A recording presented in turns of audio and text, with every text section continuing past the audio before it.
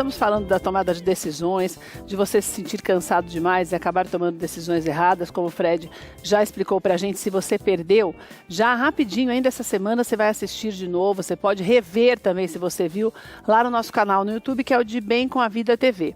O Sérgio Davi está aqui com a gente para continuarmos falando sobre esse assunto no que diz respeito a ambiente de trabalho. Primeiro, ele é psicólogo e é especialista em comportamento humano. Isso é muito importante para que você entenda, até à luz mesmo daquilo que você precisa, porque tem gente que precisa de ajuda médica mesmo, para poder mudar. Porque nós vamos falar de diferenças entre líderes e chefes. Tem pessoas que têm uma dificuldade danada para entender que aquela história do... O Sérgio até falava comigo aqui no intervalo, aquela história do manda quem pode, obedece quem tem juízo, já não é muito legal mais. Nunca foi, né, Sérgio? Nunca Boa tarde, foi. Sérgio. Uma alegria ter você com a gente. Nunca foi, mas agora menos ainda, né, Sérgio? Mas o difícil é entender que o mundo mudou fora dele, né? Difícil é a pessoa entender que... Exatamente, ele está confortável dessa maneira, ele tem algum ganho com isso. O difícil é compreender que as pessoas mudaram, que o resultado que ele consegue com esse comportamento está diminuindo. E isso traz mais ansiedade para ele e ele reforça o comportamento de autoridade, esse chefe, né? Ô Sérgio, quais são as principais diferenças entre o chefe e o líder? Poderia falar aqui a tarde inteira sobre diferenças entre eles, mas eu pensei em 3 diferenças básicas que começam por isso que nós falávamos aqui. O chefe, ele tem uma tendência a ficar ansioso com a possibilidade da perda de espaço. E de emprego. Emprego, espaço. Então, quando dentro da equipe dele as pessoas começam a ganhar espaço, notoriedade, isso deixa ele um pouco ansioso. Então, manter a autoridade, o autoritarismo sobre as pessoas e fazê-las entenderem por meio do medo é uma maneira de manter todo mundo no seu lugar. E a posição dele, de alguma maneira, na compreensão dele, está segura. Que isso é uma consequência, então, da insegurança da pessoa. Insegurança, com certeza. A pessoa tem medo da concorrência, tem medo de perder o emprego, tem medo do outro acabar do funcionário dele, acabar mostrando que é melhor que ele.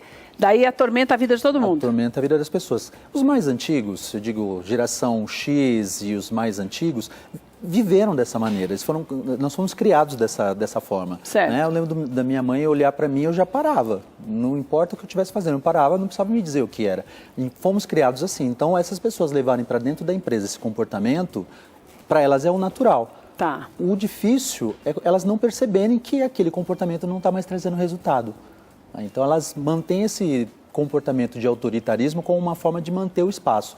Mas os jovens, eles não seguem mais um líder que não seja inspirador. Eu acho que essa é a grande diferença do chefe para o líder. O líder é inspirador. Ele faz com que você queira segui-lo.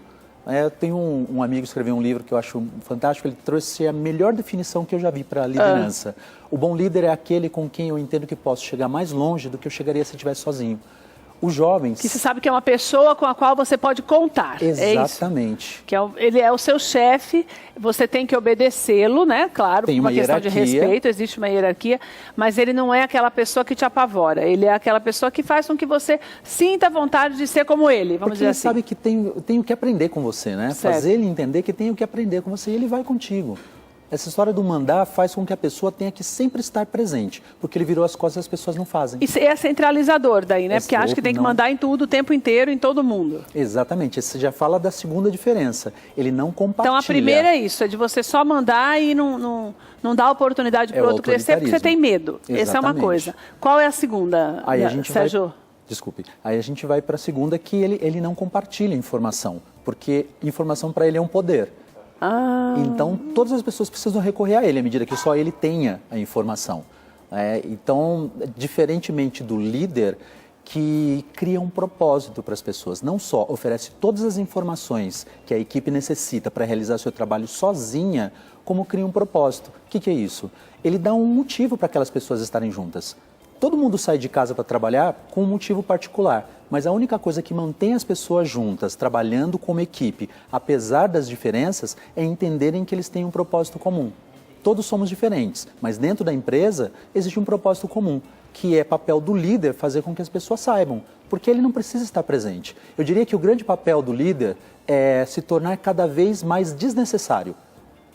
Ele poder sair para uma reunião... Mas isso não significa que ele vai perder o emprego. Não significa... Não, e é isso que as pessoas não estão entendendo. Né? Esse é o caminho, desenvolver as pessoas. Quando ele não é necessário, quando ele não precisa ficar em cima, a presença dele é constante, é porque as coisas funcionam bem. Porque tá caminhando, né? Tá caminhando. Aquela pessoa que não pode nem sair de férias. Ou então sai de férias e deixa o celular ligado, porque nada funciona sem ele.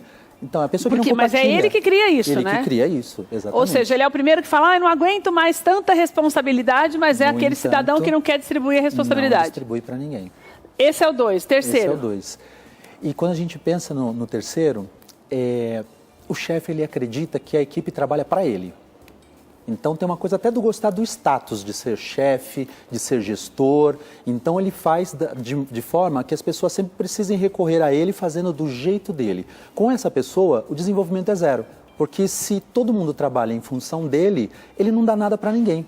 Ele não dá para a sua equipe se desenvolver. Entendi. Já o líder, ele entende que é ele quem trabalha para a equipe. Ele precisa oferecer para a equipe todo o necessário... Estímulo.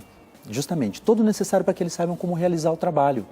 E aí acontece o desenvolvimento, porque à medida que eu ofereço a você oportunidades, conhecimento, você vai se desenvolvendo, se empodera. O chefe ele tem medo do quê? De que o funcionário adquira autonomia. Então me diz uma coisa, como é que a pessoa percebe que ela é péssimo chefe e não é nada líder? Isso é no dia a dia? Ou a própria pessoa percebe ou não? Mesmo tendo um ambiente de terror, ela não se toca? É possível percebendo. Hoje é muito comum, dentro das empresas, nós temos a cultura do feedback, de trocar feedback. Agora, se o teu liderado chega para você e ele tem medo de receber feedback seu, porque sabe que vai receber uma bronca, se ele tem alguma coisa que aconteceu, ele precisa de ajuda, ele tem medo de chegar perto desse chefe, alguma coisa está sinalizando para ele que a equipe não funciona bem com ele. Às vezes ele está fora porque foi para uma reunião, foi para um trabalho externo e a equipe funciona bem. Tudo acontece. Traz para ele o medo do não ser necessário, mas sinaliza algo para ele. Sabe o que eu penso? Você me corrige até se eu estiver errado, mas eu acho que as pessoas assim, para elas serem diferentes, elas têm que perder o cargo. Às vezes precisam perder para poder começar, porque senão a pessoa ela é tão insegura, ela tem tanto medo. Isso é uma coisa que você precisa observar, porque como funcionário, eu sempre falo, os exemplos, eles servem para duas coisas, ou para nós seguirmos, porque são referências, ou para nós não imitarmos nunca, porque são uma desgraça. Né? Então, eu acho que, na verdade, tem que partir do funcionário uma possibilidade de ter uma melhoria, não é, o Sérgio? Porque também a gente não pode mudar a cabeça das pessoas. Sabe que, às vezes, o RH também faz essa sinalização, né? Porque o RH é um suporte para a equipe. Se a equipe está adoecendo, isso é um sintoma. Às vezes a equipe adoece, começa o absenteísmo, as pessoas faltam, chegam atrasadas, não dão mais resultado.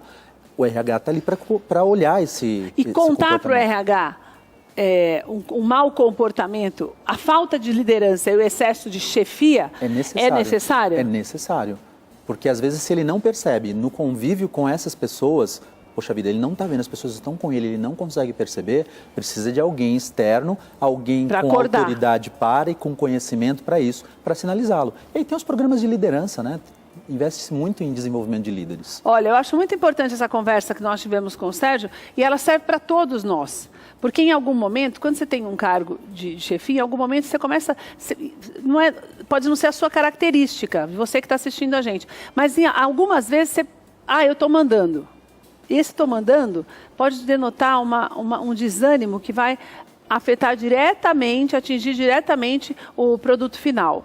Agora, se você é vítima, se você percebe que você tem uma pessoa que realmente não lidera, que inferniza todo mundo, que não é um bom chefe, porque é o chefe ao invés de ser o líder, daí você precisa falar no RH. Tem muitas pessoas que têm medo até de fazê-lo e perder o emprego porque vai contar. Não, não é o que você fala, é a maneira como você fala para que realmente, porque o ambiente de trabalho tem que ser uma extensão da casa da gente. É onde a gente passa a maior parte do nosso tempo. Maior parte do tempo. Você passa lá e você passa indo para lá.